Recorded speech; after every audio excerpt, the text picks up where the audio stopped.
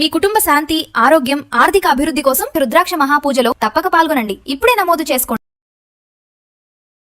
నమస్తే, నేను Keshav. Welcome to Suman TV.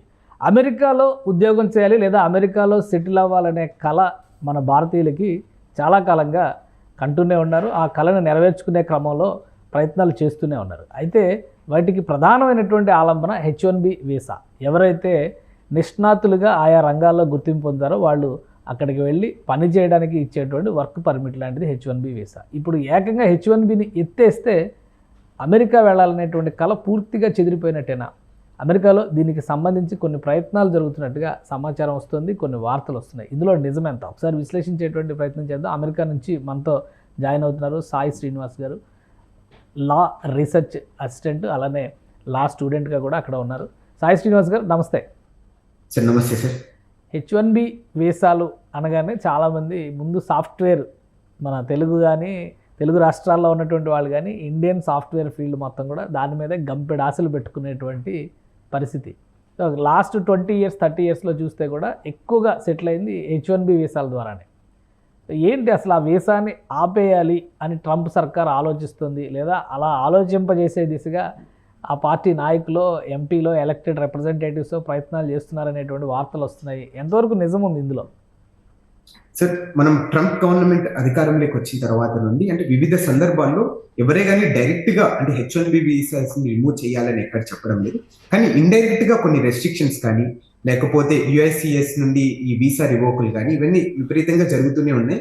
అట్లనే మీరు చూసుకుంటే ఈ H1B వీసాస్ కూడా అప్లికేషన్స్ కూడా చాలా తగ్గిపోయాయి sir. Compare to last year కన్నా ఈ టైం అసలు ఇమిగ్రేషన్ ఫార్మ్స్ లో కానీ చాలా తక్కువ పని ఉంది. ఎందుకంటే H1B ఫైల్ చేయాలన్నా కూడా కొంచెం ఆలోచిస్తున్నారు. అండ్ ఇది ఎందుకు అంటే కారణము, సో రీసెంట్ గా టెక్సస్ ఫార్మర్ సెనేట్ క్యాండిడేట్ తను రిపబ్లికన్ పార్టీకి చెందిన బ్రిడ్జిల్ అనే వ్యక్తి ఇలా స్టేట్మెంట్ ఇవ్వడం జరిగింది. ఈ H1B వీసాస్ వల్ల అమెరికాకున్న ఉద్యోగాలన్నీ వాళ్ళు తీసుకెళ్లిపోతున్నారు, ఇది అర్జెంట్ గా రిమూవ్ చేయాలి. సో దీన్ని విపరీతంగా ఎక్స్ప్లాయిట్ చేస్తున్నారు, దీంట్లో ఎక్కువ ఫ్రాడ్ నడుస్తుందని తను చిన్న స్టేట్మెంట్ ఇవ్వడం జరిగింది. అది ఇచ్చిన తర్వాత కొంచెం మళ్ళీ ఆ ఇగ్నైట్ అనేది స్టార్ట్ అయిపోయింది సార్. అంటే ఒకసారి ఇది ఎవరో ఒక డిస్కషన్ స్టార్ట్ చేస్తే ఏదో ఎవరొకరు పైన అందుకుంటారని ఒక ఇంటెన్షన్ తో, అలానే మన వాళ్ళు కూడా కొంచెం భయోందోళన చెందుతారని ఒక కారణము ఏమో, అంటే వివిధ కారణాల వల్ల ఇది మళ్ళీ ఈ H1B వీసాస్ ని రిమూవ్ చేయాలి, ఈ క్యాప్ సిస్టమ్ అనేది ఉండకూడదు, దీనివల్ల అమెరికా ఉద్యోగాలు అనేది ఈ ఫారిన్ స్కిల్ వాళ్ళందరూ తీసుకెళ్లిపోతున్నారని ఆర్గ్యుమెంట్ నడుస్తుంది సార్ ప్రస్తుతానికి. కానీ అంటే ఒకటి, H1B తీసుకొచ్చిందే ఎక్స్పర్ట్స్ గురించి, నిపుణులైన వాళ్ళని అమెరికాలో నిపుణులకి స్వర్గధామంగా చేస్తాము అమెరికాని అని చెప్పని కదా తీసుకొచ్చింది. ఇప్పుడు అది ఆపేస్తే మరి అమెరికన్ సర్వీసెస్ విషయంలో కానీ అమెరికాకి సంబంధించిన టెక్నాలజీస్, ముఖ్యంగా టెక్ సర్వీసెస్లో ఇబ్బంది పడేటువంటి పరిస్థితులు ఉండవా? తప్పకుండా ఉంది సార్. టెక్నాలజీ మీరందరూ అనుకుంటారు, so America has been build by the immigrants. So మీకు తెలుసో తెలీదో చాలా కంపెనీలన్నీ 55% ఆఫ్ ద $1 billion కంపెనీస్, అంటే ఇప్పుడు టెస్లా కానీ లేకపోతే గూగుల్ కానీ డోర్ డాష్ కానీ ఇవన్నీ కనిపెట్టింది ఎవరు అంటే ఇమిగ్రెంట్స్ సార్. ఇప్పుడు మీ అందరికి తెలుసు ఎలన్ మస్క్ కూడా సౌత్ ఆఫ్రికా నుండి వచ్చిన ఇమిగ్రెంట్. అట్లనే 44.8% ఫార్చ్యూన్ $500 కంపెనీస్ ఏంటంటే ఇమిగ్రెంట్స్ పిల్లలు కనుక్కున్నది. అంటే ఫర్ ఎగ్జాంపుల్ ఇప్పుడు యాపిల్ అనే స్టీవ్ జాబ్స్ కనిపెట్టారు. ఇతను ఎవరు? Son of the Syrian immigrant. So అతను సిరియా నుండి వాళ్ళ పేరెంట్స్ ఇక్కడికి వచ్చింది, ఇక్కడ పుట్టిన తర్వాత అతను కనుగొట్టేది. అలానే అమెజాన్ కానీ జెఫ్ బెజోస్ కూడా stepson of the Cuban immigrant. So ఇలా వివిధ ఇమిగ్రెంట్స్ వచ్చేసి అమెరికాను బిల్డ్ చేశారు అనుకుంటున్నాను. And one more thing sir, మీ అందరికి తెలుసో తెలీదో, సుమారు 6,60,000 కోట్ల రూపాయలు H1B visa holders US government కి ఇన్కమ్ ట్యాక్స్ రూపంలో కడుతున్నారు. 6,60,000 కోట్ల డాలర్లు, 6,60,000 డాలర్లు అంటే. సో అలానే $27.1 billion సోషల్ సెక్యూరిటీ ట్యాక్సెస్ లో, అలానే $76.7 billion కన్జ్యూమర్ స్పెండింగ్, అంటే ఇప్పుడు మనం కొనుక్కోవడం కానీ లేకపోతే ట్రావెల్ చేయడం కానీ వివిధ ఇల్లు కొనుక్కోవడం ఇవన్నీ. అలానే $57.1 billion లోకల్ బిజినెస్ కి మన H1B హోల్డర్స్ డబ్బులు ఇస్తున్నారు. అండ్ మీ అందరికీ తెలుసు, అంటే ఫారిన్ రెమిటెన్స్ నుండి అమెరికా నుండి ఇండియాకి వచ్చేది $44 billion డబ్బులు ఇండియాకి డబ్బులు రావడం జరుగుతుంది. సో ఇన్ని అడ్వాంటేజెస్ పెట్టుకొని దాన్ని రిమూవ్ చేస్తే మాత్రం తప్పకుండా విపరీతంగా US ఎకనామీ దెబ్బతింటాదని అయితే నేను అనుకుంటున్నాను. అలానే ఇలా రిపబ్లికన్ పార్టీ వాళ్ళు కూడా సో ఒక ఆర్గ్యుమెంట్ రేస్ చేస్తున్నారు, దీని వల్ల ఎఫెక్ట్ అయ్యేది ఓన్లీ ఇండియన్స్ మాత్రమే, అమెరికన్స్ ఎవరు ఎఫెక్ట్ కారు.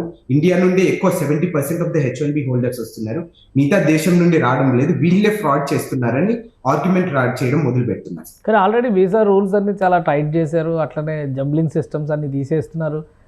ఎక్కడికక్కడ కంపెనీల నుంచి ఇచ్చే ఎండార్స్మెంట్స్ పైన కూడా రిస్ట్రిక్షన్స్ చేస్తున్నారు.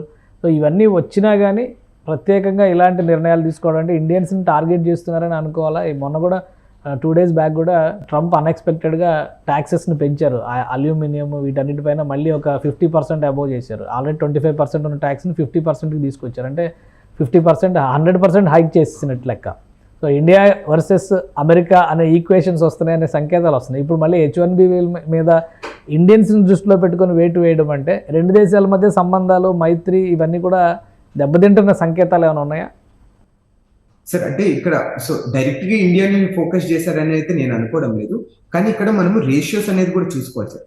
ఈ H1B వీసాస్ సుమారు 70% ఇండియన్స్ కి లాటరీ రూపంలో దక్కుతున్నాయి కాబట్టి అందుకే ఇండియన్స్ డైరెక్ట్ గానీ ఇండైరెక్ట్ గానీ ఎఫెక్ట్ అవుతున్నారని మనం అనుకుంటాం. ఇది అంతా H1Bs అంటే ఇర్రెస్పెక్టివ్ ఆఫ్ ద కంట్రీస్ ఇది యూజ్ చేసుకుంటాయి sir. Most of them right now ఈ ఇండియన్స్, చైనీస్ ఒకటే ఈ H1B వీసాస్ ని విపరీతంగా వాడుకుంటున్నారు కాబట్టి అందుకు ఇండైరెక్ట్ గా మనల్ని టార్గెట్ చేస్తున్నట్టే మనం అనుకుంటున్నాం.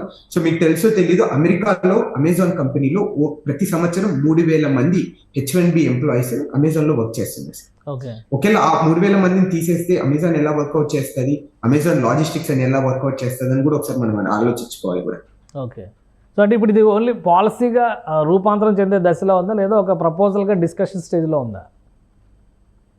సో ప్రస్తుతానికైతే దీని గురించి పాలసీగా కంప్లీట్ గా రిమూవ్ చేయాలి, దీనికి హక్కు లేదు అనేది ఒక చిన్న ఆర్గ్యుమెంట్ అనేది చిన్నగా స్టార్ట్ చేయడం మొదలు పెడుతున్నారు. అండ్ కొంతమంది రిపబ్లికన్ పార్టీ వాళ్ళు మాత్రం దీంట్లో కొన్ని ఫ్రాడ్ నడుస్తున్నాయి, కొంచెం మనం రిఫార్మ్ చేయాలి, దీనివల్ల అమెరికన్ స్కిల్ జాబ్స్ అవంతా ఫారినర్స్ తీసుకెళ్లిపోతున్నారు అనేది ఇంకొక సైడ్ ఆర్గ్యుమెంట్. అంటే రిపబ్లికన్ పార్టీ అంటే ఇప్పుడు అధికార పార్టీ కాబట్టి నిర్ణయం తీసుకోవడం ఇంకా సులువు అయ్యిద్ది అని అనుకోవాలా?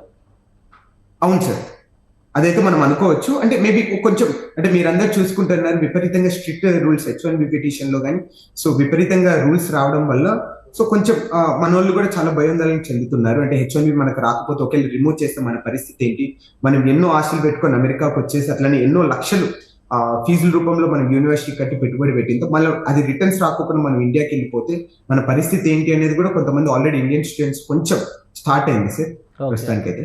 సో ప్రస్తుతానికి ఇనిషియల్ స్టేజ్లో ఉంది కాబట్టి కొంత టైం ఉంది అని అనుకోవచ్చు. వెంటనే ఇమీడియట్ ఇంప్లిమెంట్ చేసేటువంటి అవకాశాలు అయితే ఉండవు.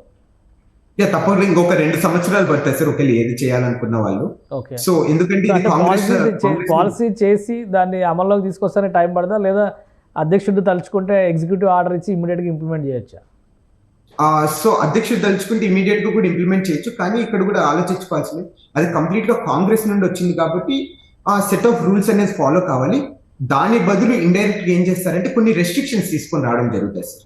అంటే మనల్ని కట్టెలు చేయడానికి, అంటే ఫర్ ఎగ్జాంపుల్ ఇప్పుడు డైరెక్ట్ గా వచ్చేసి ఆఫీసులలో చెక్ చేయడం కానీ, సో మీరు ఉన్నారా లేదా, లేకపోతే స్క్రూటినీ ఎక్కువ పెంచడము, లేకపోతే RFEs అంటే రిక్వెస్ట్ ఫర్ ఎవిడెన్స్, మనం ఏదైనా అప్లికేషన్స్ లో తప్పు వేసిన కానీ సో దానికి ఎక్కువ టైం తీసుకోవడం. అంటే for example RFEs minimum 2 months లోపల కంప్లీట్ చేస్తే సార్, అంటే మీ దాంట్లో ఏదైనా మిస్టేక్ ఉన్నా అది ఒక 5-6 నెలలకు కానీ పొడిగిస్తే దానివల్ల మనకి ఇంట్రెస్ట్ విపరీతంగా స్ట్రెస్ గురి కావడం, అది ఇది వద్దు అని మనం స్వతహాగా మనం ఇండియాకి వెళ్ళిపోయే అవకాశాలు కూడా ఉన్నాయి కదా సార్ దాంట్లో. ఒక ప్రెషర్ క్రియేట్ చేస్తారు, అయితే ఒక ప్రెషర్ ఇండైరెక్ట్ గా ఒక ప్రెషర్ అట్లనే ఒక ట్రామా క్రియేట్ చేసి ఇవన్నీ అలా చేస్తున్నారని అయితే నేను అనుకుంటున్నాను sir. Right. Thank you Sai Srinivas గారి విశ్లేషణ అందించినందుకు.